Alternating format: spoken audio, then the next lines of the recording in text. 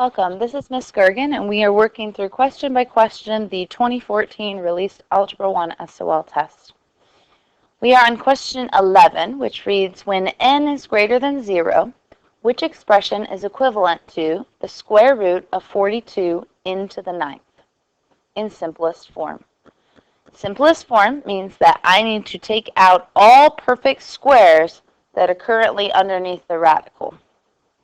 So, quick reminder, this shape here is what we call a radical, and in this case, this is what we call a square root radical, and it cancels or is an inverse of anything raised to the second power. So the square root of x and x squared are inverse operations. Now, most mathematicians do not write the 2 outside of the radical sign. What we're going to do here is we're going to rewrite our problem in terms of x squared or perfect squares so that we can actually take advantage of the fact that these are inverse operations. So what I'm going to do is I'm going to rewrite 42 as a perfect square times a number.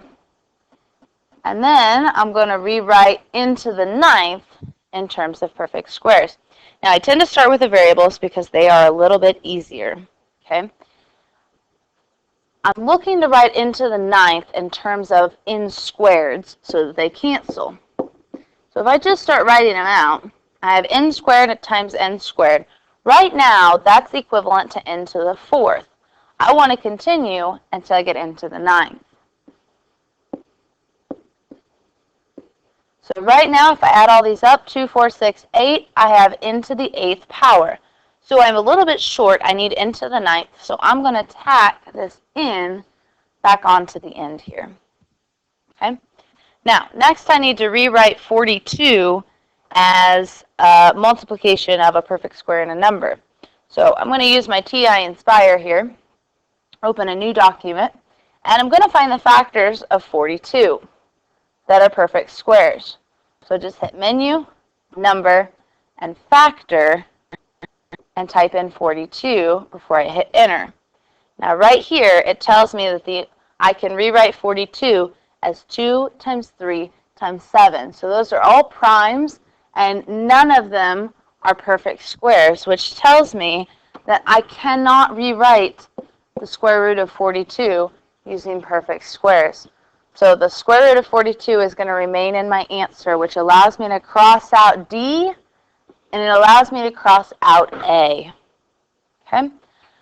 Heading over to our variables, let's cancel out the square and the square root inverses here and take our bases out. So I have 4 n's that are going to come outside of the root here, and we write that as n to the 4th. And there is actually still an n left over underneath the root, with the 42. So the 42 is already in there, and I still have this n that's left over inside.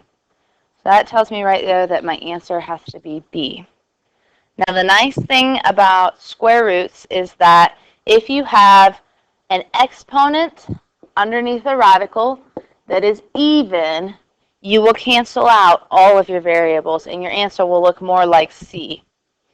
If you have an exponent underneath the radical that is odd, like in our case, you're always going to have 1 left over, which is why we have this n left over underneath the radical.